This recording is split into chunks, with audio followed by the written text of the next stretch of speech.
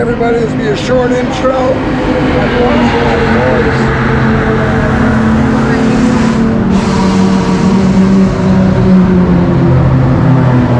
Dustin here is installing the catch can for the tranny breather. It's been leaking oil like crazy, apparently overfilled. It's practice day. Sebring International Raceway, ChampCar, 10.5 hour on New Year's Eve in the Flyin Critters Mustang. My buddy Jack Goldey's Mustang.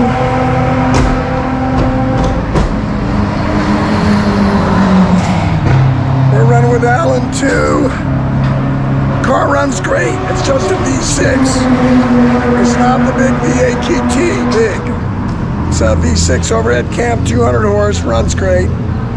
Jack's pretty big himself, my good friend. His son Alan, our team. There's our crew, Dustin, one guy. Well, Erika, world's best crew guy. Let's see what happens. The race is tomorrow. Race morning, and it's a little bit foggy. And I don't have my voice back yet, so forgive the audio. Race start is delayed here at ChampCar Sebring 2022. It's New Year's Eve. That's our beautiful Mustang. Ran great in practice. We got a set of Toyo tires. They're big 275s. We got up a size. A little bit of an unusual choice, Toyo R1R. We like them because they wear really well and they're a good rain tire. Rain doesn't look likely. What we have is Florida 100% humidity. Look at that fog. Start is delayed, so we don't get to run until we can see. And right now, you can't see. You got to be able to see from one workstation to the next, and we can't. So they're going to actually shorten the race because the race has to start at 6:30. There's our beautiful machine. I'm sorry, the race has to end at 6:30. Hopefully we'll be running all the way there. Here's our stalwart crew. Dustin and his daughter Erika, my friend Lisa, Flyin Critters, Alan Goldey, Jack Goldey, our patriarch and leader of the team. And we are ready to go. We're just waiting for the Florida sun to burn off this fog. We're rolling towards the start. Fog is cleared just enough, and it goes green. Down the front straight here at Sebring for ChampCar's 9.5 hours it's going to be. And across the start-finish line, we're up into 4th gear. The Mustang will do this whole track in 3rd and 4th gear. Turn 1, fast corner, little bit of a late apex. That Corvette going by is prepared by Riley Racing, and it's the best car in the field by a lot. The Mustang is a terrific drive. We're back on the backside of the course, heading for turn 14, up to 4th gear again. This is flat out about a 100-mile-an-hour sweeper. Jack's the team owner. He's been racing for about 10 years. Good friend of mine I met because he lives in Daytona Beach area, Florida. I always stayed with him when I was racing there with Mike Levitas. 14, 15, turn 16 onto the back straight. Jack drives a good line. We come out in 3rd gear, tacking out that 6-cylinder. We run it to about 6,000 RPM if we need to. And we find on the back straight here, we're heading for turn 17. This is the longest straight. We got to just keep it in gear and let it rev. The stock gearbox in the Mustang is too slow going to 5th gear. You turn and you brake in the corner, the tricky brake zone. Look at the skid marks. Under the bridge, the Mustang's got these PC coilovers, not sponsored, that are amazing, and they soak up those bumps. You'll see pictures of cars bouncing in turn 17, wheels off the ground. Not our Mustang. That thing just soaks them up. It is so good through there. Down the pit straight. We're going back into turn 1 again. Jack smoothly brings it down. You want to touch that line with your left tire and go under that zero marker. Track it all the way out. It's a fourth gear corner, kind of fast, like 80, 85 miles an hour. Then hard on the brakes. The Mustang just has normal Mustang GT brakes, but it works great with Hawk pads. We're running their ER1 endurance pad. The bite is good and the wear is good. Ooh, that's a late apex corner. I can't remember the number, turn 5 maybe, coming on the straight. You've got to apex it late and it doesn't look like it. Through Sunset Bend, back up to fourth gear. We're heading for the hairpin. This is a classic. They even named the hotel after it. Big, big brake zone. The Mustang stops surprisingly well. Now we're heading into pit lane. You've got to stop and pick up a timer, because the pit times have to be a minimum of 5 minutes if you take fuel. And the Mustang will go 2 hours. There's the Flyin Moose on the pit board, but we're actually the Flyin Critters team when we run with Jack. Now we got the helmet cam. Dustin Rapp takes the bottle from Lisa, who sets it on the wall. You're not allowed to stage a bottle on the wall, but you can hand it over. We've got these Hunsacker fuel cans set up to flow as quickly as possible and get Alan back on track. This is Jack's son, Jack Goldey. He's a dentist up in Maine. Dive bombed by a Miata. Whoa, that was a late move, but that thing made it. Alan saw him coming. He waited and did not turn in and avoided a nasty door-to-door. That's a quick Miata, pulls us on the straightaway. And then look at him through the corner. He's got the stick. We got the stick. The Mustang is a great car to drive. It's on a set of Toyo R1Rs. We like them because they'll last the whole race and because they're good in the rain too, along with having good pace. Very predictable tire. Into turn 14, this is a nice slide. Alan's right on the apex, looking good. Smoothly through the corners. You'll see him reach for the dash every so often because he had an electrical problem. We had a wire coming loose up under the hood. There he goes for the dashboard. And he had to turn the ignition on and off a couple times. Really made it tough for Alan during this stint. But he did good duty, still turned good lap times, and we just kept working our way up the standings. We made no pit stops except for fuel, which is the way you do well in a ChampCar race. It's a long endurance race. You got to drive smart. Now Alan is catching a 944 Porsche. That car, we saw a lot of it during the race because our lap times were kind of similar. We're coming up the pit straightaway. Good advice in an endurance race: if a car catches you, help him get by you. Guess what? He's faster than you, and you are safer and faster if he's ahead of you than if he's behind you. And Alan has caught this Porsche, but the problem is with the ignition problems, he can't get a clean pass on the Porsche. He's trying here, he's up next to him, not quite in there. The Porsche leaves him some room, takes a wide line, and they get through clean. Good driving. This is how you survive an endurance race. Through turn 5 again, that's a late apex, and it doesn't look like it. Tricky, tricky corner. Alan's got a little something for him on the straightaway. That must be a 2.5 liter Porsche. The Mustang doesn't catch too many cars on the straight, but it runs good. It's got a wide torque curve. He's trying this Porsche down the outside. That's probably not going to work. Sorry about the camera jiggle.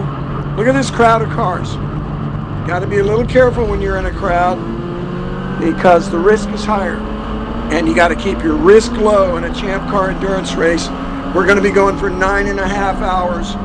And if you just keep turning laps, you may not be the fastest car, but you're going to finish well because you're in the track turning laps, going fast, not sitting in the pits, fixing an accident, putting in fuel, or taking care of something that broke on the car. Through turn 11, a long sweeper. We're coming into turn 13. This is a great corner. It's tricky. The road is crowned, so it's off camera. You turn in, then you're on camera. Alan hits the apex, the Porsche mixes it, and Alan gets a run on him on the straightaway. Pulls it up into fourth gear, and he's not quite by. Look, Alan runs a little wide. He's leaving room. This is smart endurance driving. This is how you survive. Now he's back on the line. He's ahead of the Porsche. going into turn 14. What a great sweeping corner. The Toyos feel great through here because they are very friendly at the limit. They're not twitchy. And back to the next driver. Pretty soon, it'll be me. But right now, a nap.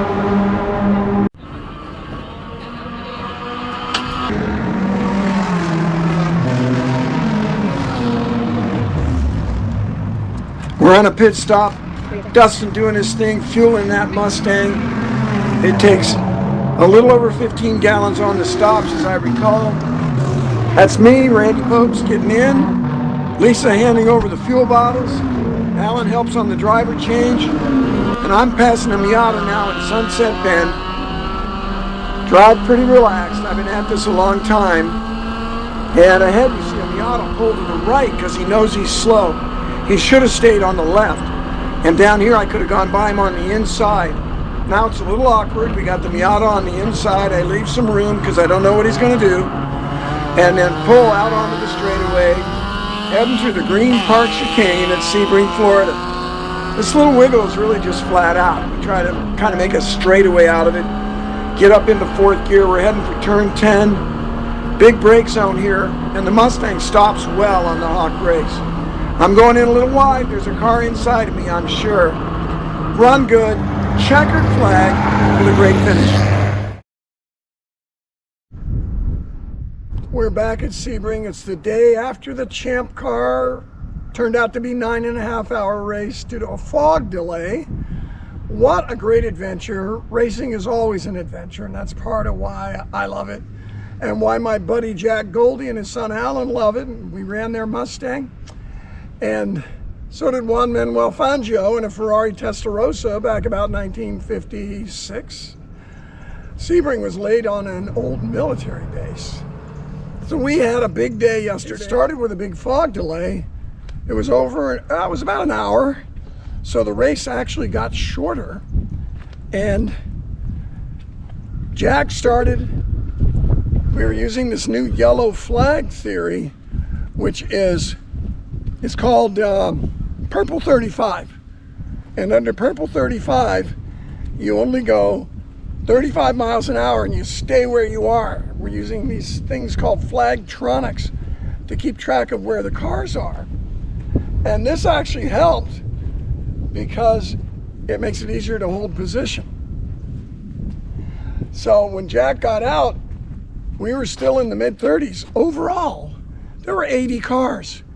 And we run this Mustang right here. It's not a honking V8 Mustang GT.